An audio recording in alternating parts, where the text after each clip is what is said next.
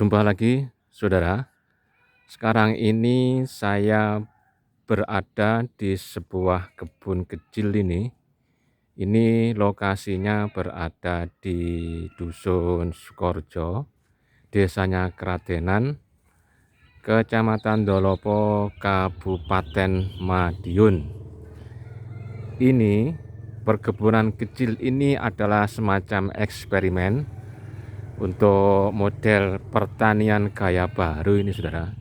Ini sebetulnya beliau yang mengusahakan ini bukanlah seorang petani murni. Beliau ini backgroundnya adalah seorang guru kesenian, seni rupa. Dulu pernah saya buat konten untuk judulnya melukis sebagai tarikat, mencampur warna untuk menuju fana. Ini beliau ini sebetulnya bukan penduduk asli sini, beliau adalah pendatang. Beliau ini asal usulnya adalah dulu masa kecilnya di Kota Madiun, di sekitaran alun-alun ke utara sedikit itu. Kemudian beliau itu menjadi guru mengajar di sebuah sekolah milik Yayasan Katolik di Surabaya. Kemudian bertemulah jodoh dengan seorang gadis bidadari dari Banyuwangi, putranya dari Kepala Dinas Pertanian Kabupaten Banyuwangi. Kemudian beliau menikah dengan gadis itu, kemudian menetap di Banyuwangi dan menjadi guru mengajar di sebuah sekolah SD di Banyuwangi, mengajar seni rupa, menggambar khususnya sampai pensiun dini. Kemudian beliau itu punya anak satu, anaknya itu perempuan, menikah dengan orang Madiun yang bertempat tinggal di sekitar sini. Setelah pensiun beliau ini namanya Bapak Sukarji itu pindah ke Madiun dari Banyuwangi, rumahnya diboyong, dijual, kemudian membeli rumah di Desa Glonggong. Disitulah beliau menetap untuk sementara waktu. Kemudian ada inisiatif karena anaknya berada di Desa Kradenan sebelah selatan, maknanya ini lokasinya berada di ujung hampir tenggara di Kabupaten Madiun. Kemudian beliau mendekati anaknya, membeli sebuah tanah di sini, kemudian membangun rumah. Ini saudara, ini rumahnya ini saya berada di samping rumah ini rumah yang beliau bangun ini. Tanah ini beli, kemudian dibangun rumah seperti ini, nampak dari samping sisi sebelah barat dari rumah beliau ini. Yang dekat ini adalah perkebunan tanaman tebu ini, saudara. Tempat tebu. Ini rumah beliau ini dari belakang itu depannya seperti itu. Dalam mengisi kesibukannya, beliau ini juga melukis. Dulu beberapa kali memberikan les melukis, les mewarna kepada guru-guru TK, guru PAUD itu, dan sukses, banyak yang mengajar dengan baik. Nah, sekarang ini beliau ini tengah membuat semacam eksperimen untuk kesibukan sehari-hari, yaitu dengan bercocok tanam tapi model polybag, kemudian dikasih sumbu di bawahnya. Jadi ini mungkin semacam semi hidroponik yang seperti itu. Kalau hidroponik adalah pakai abemik, tidak pakai tanah. Ya, yang ini tetap menggunakan media tanah tapi dalam polybag. Di bawahnya itu dibuat kayak kolam kecil itu. Nah, seperti ini, lihat ya, sudah. Kita akan melihat sebentar ini. Ini. Ini tanaman cabai nih. Ini tapi sudah berbuah, ini sudah berkali panen. Nah, ini bawahnya ini adalah kolam. Kolam kecil ini berisi air yang dikasih nutrisi. Nanti kita bisa tanyakan dengan beliau, semacam ada kasih NPK atau semacam abemik untuk kalau itu tanaman hidroponik. Karena ini bukan hidroponik murni, ini tetap pakai media tanah.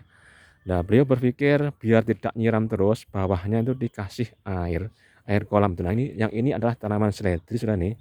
Seledrinya sudah ada yang sudah lama, sudah layu nih, mungkin sudah dipanen beberapa kali nih. Ini tetap memakai media bawahnya, memakai media kolam. Nah, ini contoh yang saya mau cabut ini, saudara. Ini adalah contoh tanaman seledri. Seledri ini dikasih di dalam bekas botol air mineral, Lah bawahnya ini adalah sumbu. Sumbu ini dari karpet, karpet yang biasa dipakai di rumah tangga itu, karpet warna hijau, warna biru itu, dipotong kemudian dimasukkan dalam botol yang bawah ini dijadikan sumbu. Kayak kalau minyak zaman dulu, apa namanya, lampu tempel itu dalam pakai minyak tanah, ini pakai sumbu ini. Inilah yang sini masuk adalah pakai, namanya ini adalah menggunakan teori daya kapiler. Jadi kita kembalikan lagi ke bawah sini. Tanaman yang ada di dalam media ini, botol ini atau polybag nanti itu. Kalau ini polybag ini yang ini polybag. Saya akan mencoba angkat saudara ini. Saya akan angkat yang contoh dari polybag ini ya. Nah, ini seledri ini sudah. Ini adalah tanaman seledri dengan media polybag ini, polybag sekitar 20 ukurannya nih atau 25 ini, 20 lah ini. Bawahnya ini dikasih ini nih, ini sumbunya yang warna hijau ini. Ini terbuat dari karpet, dari kain, semacam kain itu. Nah, ini untuk antisipasi biar tidak sering nyirami. Jadi bawahnya dikasih sumbu ini, diletakkan di bawah sini. Lihat ya, ini bawahnya ini air ini, air kolam ini setinggi batu bata merah yang sudah nih. Kita kembalikan lagi. Ini kita kembalikan lagi lah ini fungsinya dari sumbu ini untuk biar tidak kering tanaman ini, karena ini daya kapiler itu dari sumbu ini menyerap air kemudian dibawa ke atas untuk pengakaran, untuk penyiraman yang secara tidak langsung, tidak terus menerus. Nah, ini sudah yang nampak ini adalah tanaman kacang panjang ini pun sudah panen berulang kali. Ini pun tetap memakai media polybag yang di bawahnya ada kolam. Nah, mungkin ini sudah di sini saya muncul ide baru ini sudah. Ini kalau dibuat bawahnya itu kolamnya nih agak tinggi sedikit, airnya agak banyak, mungkin bisa dibuat semacam mina padi itu. Jadi bawahnya pakai ikan nanti sudah. Ini ada ide baru. Saya baru nemuin ide. Nanti ini dibuat di bawahnya dikasih ikan. Jadi itu bagus sekali mungkin. Jadi sudah makan ikan sekaligus bisa jadi pupuk ini sudah. Jadi nanti kalau saudara-saudara berkeinginan membuat model seperti ini saya judulnya adalah bertani model baru dengan menggunakan teori daya kapiler. Semua tanaman, mungkin tanaman semacam batang agak nggak seberapa keras, batang semi lunak kayak cabai, kacang panjang, melon, itu bisa di sini nih. Ini nanti itu dibuat seperti ini ya, ini pakai ini adalah cabai ini. Cabai ini tetap bawahnya pakai kolam.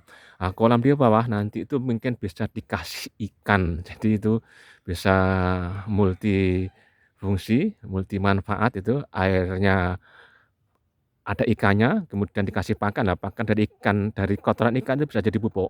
Nah, nanti satu saat ketika sudah panen, nanti ikannya bisa ikut dipanen. Mungkin itu untuk apa namanya? Untuk multi fungsinya. Saudara, lokasi kebun ini adalah sebetulnya di persawahan atau semi tegalan, karena tidak di sawah murni, ini dekat dengan rumah. Mungkin sini airnya juga air, biasanya kelihatan sini pakai sipel atau diesel atau dari sanyo itu, karena di sini ini bukan ada jalur irigasi kayaknya, ini nampaknya ini agak tinggi ini. Nah, ini bisa dimanfaatkan seperti ini kalau saudara-saudara punya lahan yang tidak seberapa luas, tapi ingin dimaksimalkan fungsinya ya seperti ini. Jadi dibuat kolam bawahnya, kolam kecil itu, kemudian ditata-tata seperti ini pakai sederhana saudara nih. Ini kolam biasa, satu bata merah ini, kemudian atasnya dikasih untuk biar air tidak meresap ke tanah, ini dikasih plastik atau mungkin bisa sekarang terpal itu atau layar biar airnya tidak hilang. Nah, kemudian dikasih atasnya bambu-bambu untuk menyangga, untuk menumpangkan polybag yang ada tanahnya, saudara. Ini jadi bisa dimanfaatkan secara maksimal ini. Luas tanah ini pun sekitar mungkin lebih kurang, yang ini 200 meter, lebih kurang saudara, ini lebih kurangnya yang untuk pakai teori ini. Jadi ini sudah berulang kali panen ini saudara. Ini berulang kali panennya, seperti umurnya pun sama.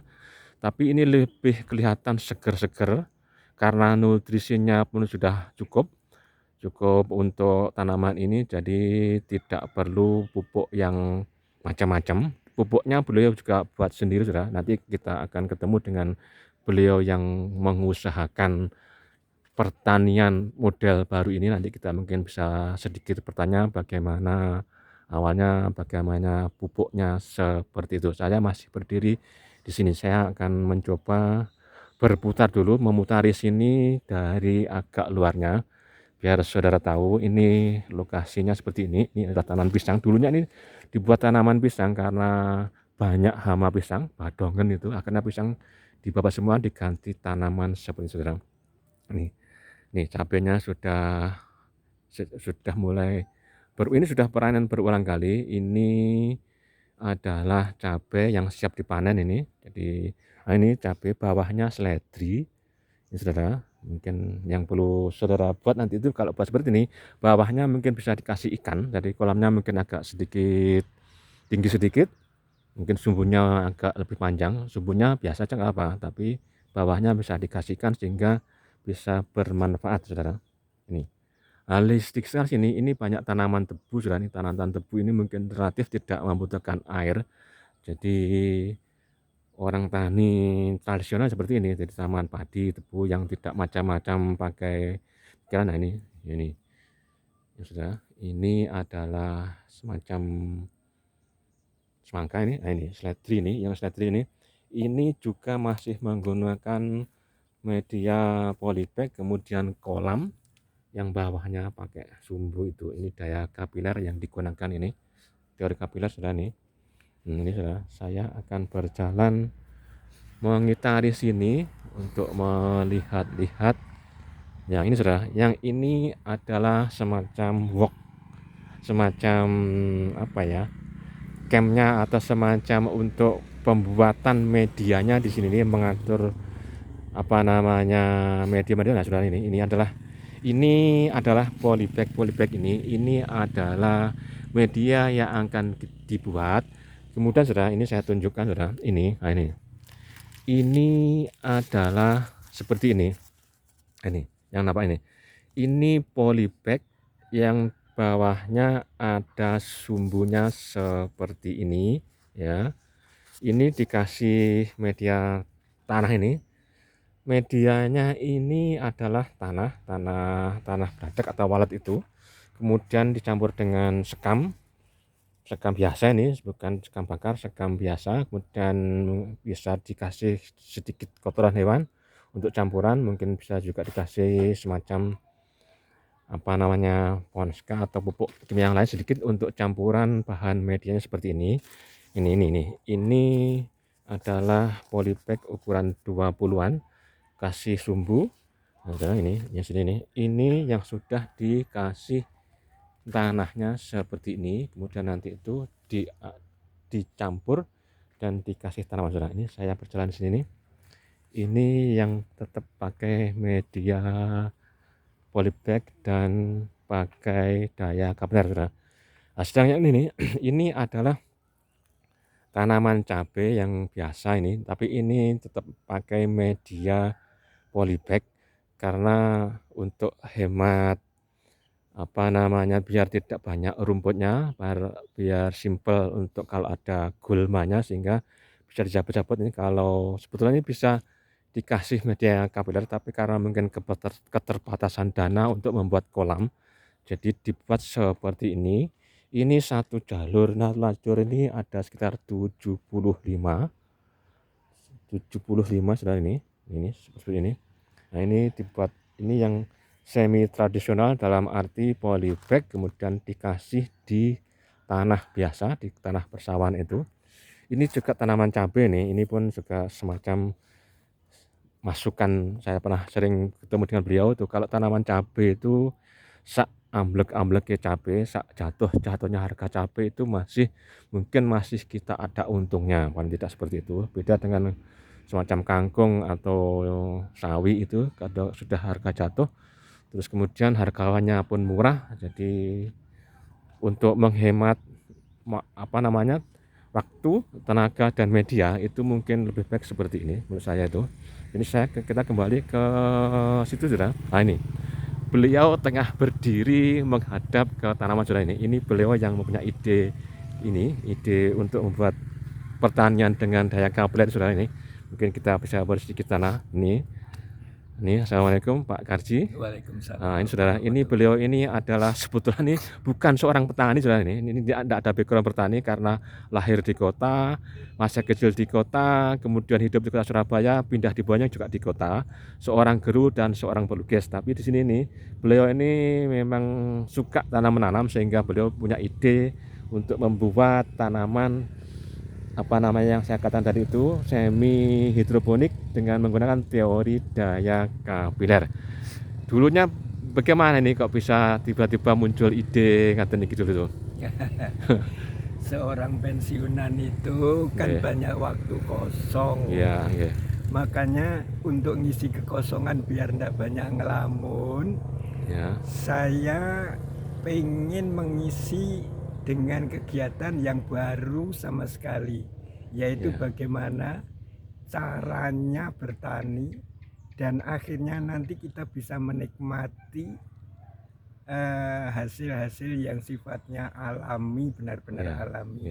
Di samping namanya melukis ya dan lain-lainnya, sekedar sementara untuk ngisi waktu. Nah, kenapa muncul ide dengan teori daya kapiler itu? Kenapa enggak? Yang biasanya kan pakai hidroponik itu, ini kok gimana awalnya kok tiba-tiba pakai daya kapiler pakai sumbu itu loh. Ini yang mungkin agak orang belum terpikir itu. Ini sebuah penemuan baru saja ini. Hidroponik itu yang asli perlu dana besar. Oh iya betul. Paralonnya, AB mixnya, kemudian listriknya. Iya betul. Nah saya pengen di desa dan menikmati pensiunan ini dengan biaya yang sederhana sekali, kita bisa tidak kalah. Bisa bertani secara hidroponikan tanpa menjadi orang kaya dulu. Itu guyon-guyonnya gitu awalnya. Lah air yang dipakai ini, airnya ini ada campuran kayak AB mix atau air kosong, tidak ada campuran apa-apa? Ya, pertama kali saya mencoba eksperimen itu dengan saya campur dengan NPK atau urea. Tapi ternyata saya pikir, lah kalau sudah begitu itu habis berapa? Karena nanti suatu saat air itu diserap dan habis gitu. Makanya untuk mensikapi supaya tidak terlalu boros pupuknya, air tetap tanpa pupuk. Dan kemudian pupuk itu kita kelocor dengan waktu yang dengan waktu berkala lah, misalnya 1 minggu sekali atau 10 hari sekali, sehingga kita bisa silahkan hei tanaman minum sesuka hati, tapi nanti makannya saya jatah dengan kelocor di polybagnya. Ini mungkin lebih hemat daripada kalau kita memakai campuran langsung ke media airnya. Ini berarti airnya ini dikasih campuran NPK, kemudian ada lagi? Itu sejak awal. Pertama kali gitu aja. Kalau misalnya pada masa-masa vegetatif, saya campur dengan urea. Tapi kalau sudah mulai berbunga dan berbuah semacam ini, saya pakai pupuk NPK-nya. Tapi itu sudah tidak di air lagi loh. Sebab kalau kita masih pakai media air yang campur itu, aduh, habisnya bukan main. Jadi air yang saya pakai ini itu adalah air biasa tanpa campuran apapun. Air yang ada di kolam. Air yang ada di kolam itu tanpa campuran apapun. Jadi awalnya itu pembuatan media ini dikasih kotak-kotak kolam kecil ini, dikasih air biasa. Awalnya saya campur dengan NPK. Awal mula pembuatan pakai NPK ataupun urea, sesuai dengan masa-masa perkembangannya. Tapi setelah saya mengalami sekali dua kali kok banyak, habisnya pupuk itu. Ya. Nah, supaya tidak terlalu banyak dan tidak membebani pendanaannya, maka saya berpikir waktu itu, kenapa sih tidak saya pakai pupuk untuk klocoran saja, sedangkan air ini full air biasa tanpa campuran apapun. Air untuk kocoran ini air pakai pupuk kimia atau buatan sendiri? Nah, untuk kocoran saya tetap memakai pupuk bakunya. Jadi kembali lagi pada masa vegetatifnya, itu saya pakai urea. Dengan komposisi 2 sendok campur 20 liter air. Tapi untuk air kolamnya itu saya sudah mulai tanpa campuran. Tapi beda enggak dengan pakai campuran pupuk dengan air kosong, dalam arti tanpa pupuk? Sebenarnya jauh berbeda. Bagus kalau pakai pupuk. Pakai airnya campur dengan pupuk. Karena perhitungan pembiayaan, penghematan akhirnya pakai air biasa. Tapi tanamannya itu dikasih setelah proses pertumbuhan vegetatif itu dikasih urea seminggu sekali.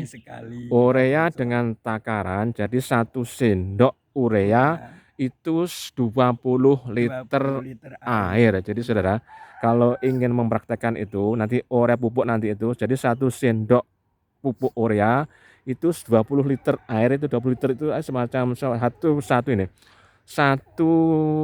satu ember cat itu 20 liter sekitar segitu, itu jadi 1 sendok urea dikasih 20 liter air atau 1 ember bekas cat. Jadi itu untuk dikocorkan tiap berapa hari sekali itu? Ya, sekitar 1 minggu sampai 10 hari sekali. 1 minggu sampai 10 hari sekali. Saudara, ini kita menuju ke yang sebelah ini. Ini ada sebuah tong drum warna biru ini. Kita akan tanya, ini fungsinya untuk apa ini? Nah saudara, ini ada air yang tong drum seperti ini. Nah, kita akan lihat ya saudara. Ini saya akan coba dibuka ini. Nah, ini airnya ini warnanya kebiruan, ini biru warna NPK. NPK. Ini sudah mulai bukan urea tapi NPK. NPK untuk masa mulai pembuahan ya. Ini ukuran air ini berapa liter ini? Ini 150 liter. Sementara saya pakai pupuk 20 sendok. Ini 150 liter air yang ada di tong ini drum kecil ini NPK-nya 20 sendok. 20 sendok. Ini memang sengaja saya tambah supaya nanti kelihatan lebih banyak manfaatnya untuk lombok kita yang sudah mulai berbunga dan berbuah lebat ini. Ini pemakaiannya dikocor nih gitu. Dikocorkan. Ini khusus untuk klocoran. Dari tong ini kita hubungkan dengan selang panjang, sehingga kita tidak perlu tidak perlu nyiduk-nyiduk gitu. Tidak dibebani seperti pakai gembor. Nyiduk seperti itu ya. Hanya pindah. Tinggal ngocor gitu. Ini ngocoran tenaganya kocor pakai sibel itu, selang panjang. Dia untuk mengalirkan airnya cukup, dia sudah mengalir sendiri tanpa tenaga listrik. Mengalir sendiri tanpa listrik. Karena lebih tinggi. Lebih tinggi dari medianya. Jadi, seperti ini. Pelajaran di sekolah dulu saya manfaatkan. Sistem perjalanan air dari tinggi ke rendah. Kalau yang botol, yang dalam botol ini ada semacam pupuk ini apa nih? Ini PSB, fotosintesis bakteri. Ini hasil dari sinau saya ke YouTube. Saudara, ini beliau pun sudah sepuh pun masih. Saya karena merasa bukan petani yang benar saya banyak belajar dari YouTube. Saya ini jiplak dari ilmunya Mbak Google. PSB, fotosintesis bakteri. Saudara, ini kalau tidak salah ini Ini bahan awalnya juga ada campuran dari air kolam ya, air kolam ikan. Ini air kolam ikan itu ngambilnya di rumah saya. Kebetulan di rumah saya itu ada, saya pun punya kolam ikan kecil itu. Jadi beliau mencoba untuk eksperimen dengan mengambil sedikit air kolam di rumah saya, kemudian dibawa ke sini. Nah, ini dicampur seperti ini. Ini campurannya apa ini? Jadi air kolam dari rumah saya, kemudian dicampur dengan ada telur, telur, ada micin, ya, ada micin ya, ada bumbu sauri, macam-macam saudara. Semuanya bisa dipelajari dari YouTube. Ya, ini kalau kita diringkas di sini, ini air kolam, kemudian dikasih telur kuningnya atau telur? Ya, semuanya. Semuanya telur ayam biasa. Kemudian ada MSG, micin itu. Ya, 1 sendok. Kemudian terasi secukupnya. Oke. Kemudian ada lagi? Ada bumbu sauri. Bumbu sauri. Bumbu sauri itu bumbu. Ya, cumi. Oh, itu takarannya seberapa ini takarannya? Ya, sendoknya telurnya 1. Kemudian micinnya 1 sendok makan. Kemudian terasinya secukupnya. Iya. Kemudian saurinya itu mungkin ya secukupnya juga lah, 1 sendok juga. Ini untuk ukuran airnya berapa? Airnya waktu itu saya pakai 1,5 liter. 1,5 liter dengan bahan yang tadi itu. Iya. Kemudian difermentasi selama itu perlu penjemuran. Oh, dijemur dulu. Ya, jadi setelah jadi itu ya putih ya, warna putih gitu. Kemudian kita jemur kira-kira 2 minggu, 3 minggu, 4 minggu, dan ini sudah berbulan-bulan. Sudah berbulan-bulan. Ini sudah sekitar 4 bulan. 4 bulan ya. Dan tidak masalah kalau kita kita aplikasikan pada tanaman. Ini aplikasinya untuk apa ini? Fungsinya untuk lebih kepada membantu fotosintesis yang terjadi di tanaman. Dan ini berkenaan dengan sinar matahari seperti saat-saat ini. Jadi pada waktu kita mengaplikasikan ini, itu yang terbaik adalah sekitar jam 8-9. 8-9. Dengan dikocor atau disemprot? Semprot ke daun atau tanah? Daun. Ya, paling-paling daun, kemudian nanti batangnya kena. Suatu saat nanti kalau sempat juga, hanya saya belum mencoba kocor itu, belum.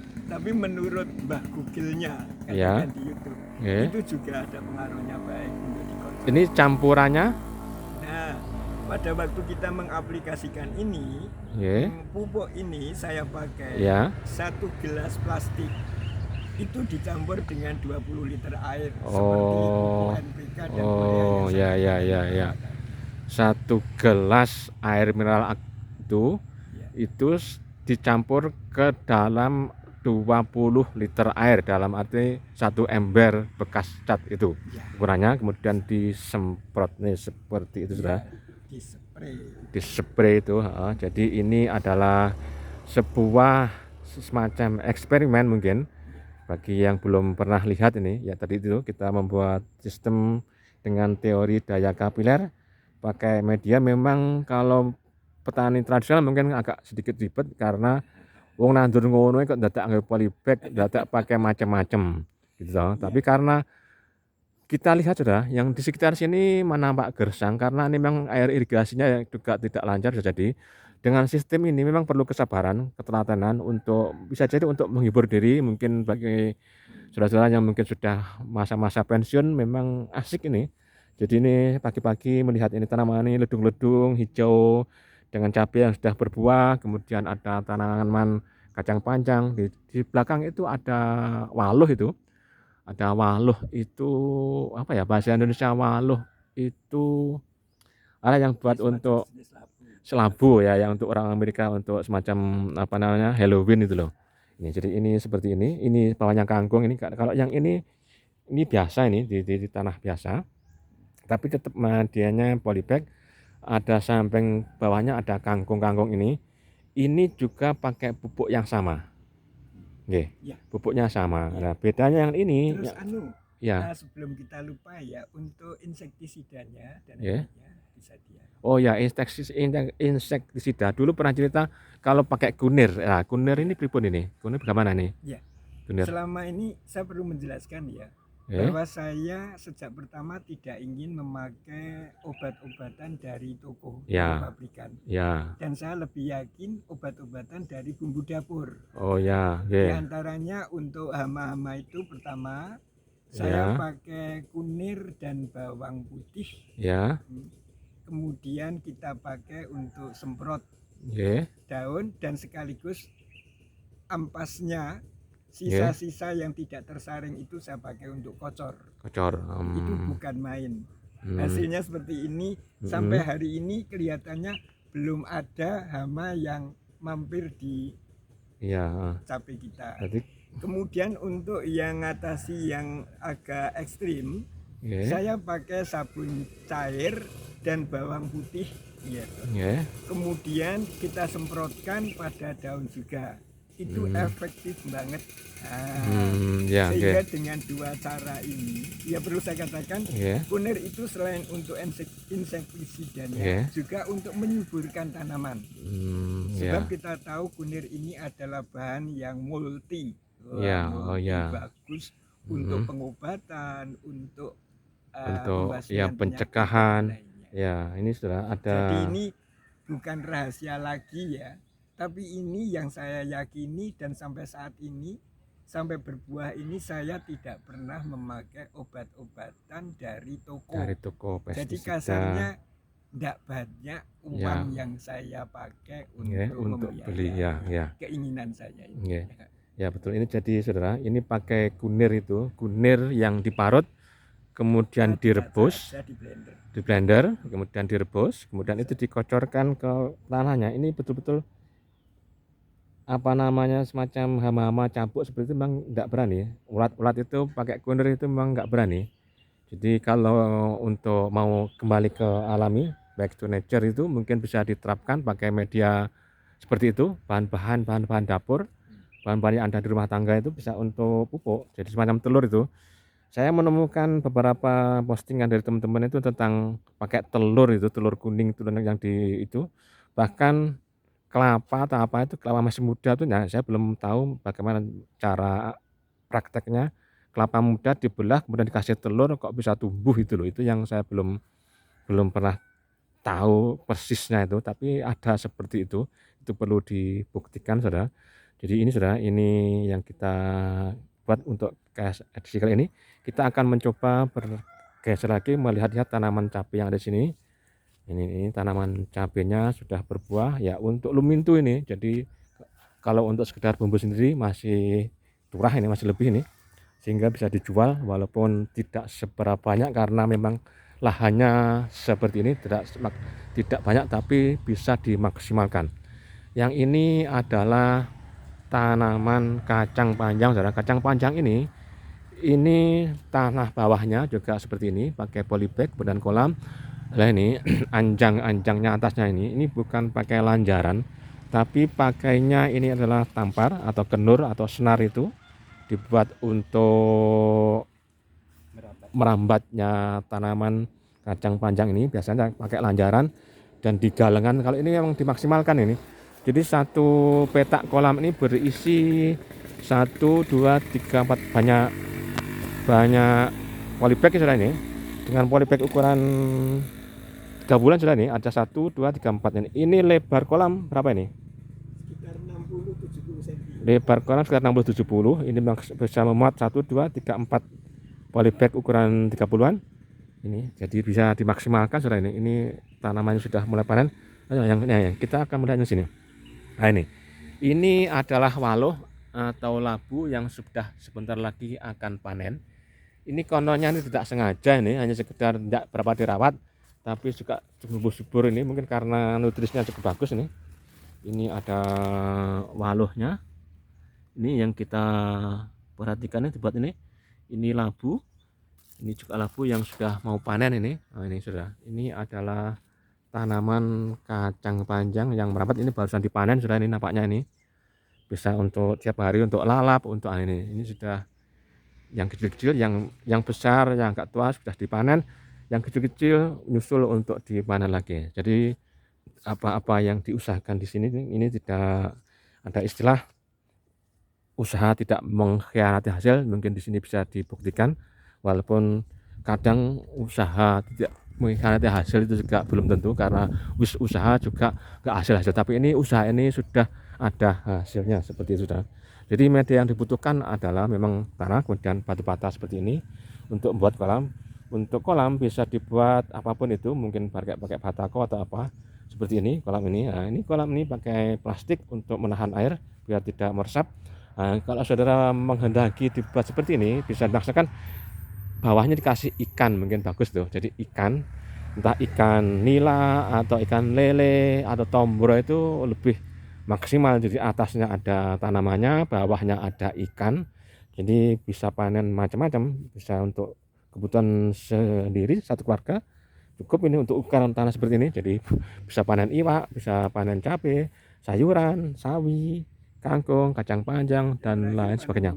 Yang terakhir bisa panen uang, itu kalau memang itu sudah lebih banyak bisa diuangkan. Ini pun bisa diuangkan ini, walaupun tidak seberapa banyak tapi cukup lumintu untuk memenuhi kebutuhan dapur saudara-saudara.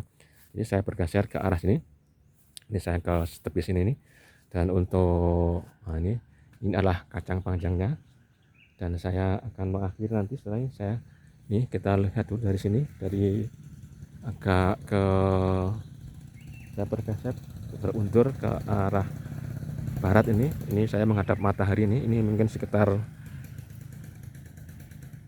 jam 6.45 saudara ini. Jadi saya akan mengakhiri ini saudara, ini saya akan berputar menuju ke arah yang awal tadi itu saudara, untuk mengakhiri tayangan konten saya pada kali ini.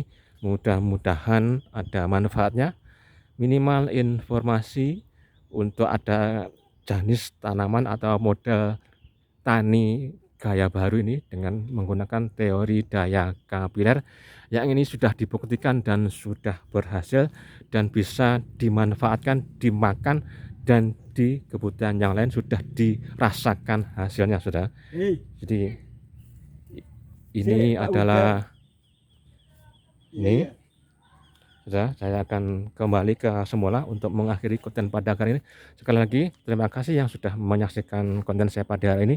Mudah-mudahan ada manfaatnya, dan kita jumpa lagi dengan konten-konten yang lain. Jika saudara berminat untuk membuat media atau bertani seperti ini, silahkan bisa menghubungi saya. Nanti kita bisa ketemu di sini, kita bisa diskusi, bisa tanya-tanya bagaimana cara membuat dari awal sampai panen seperti ini.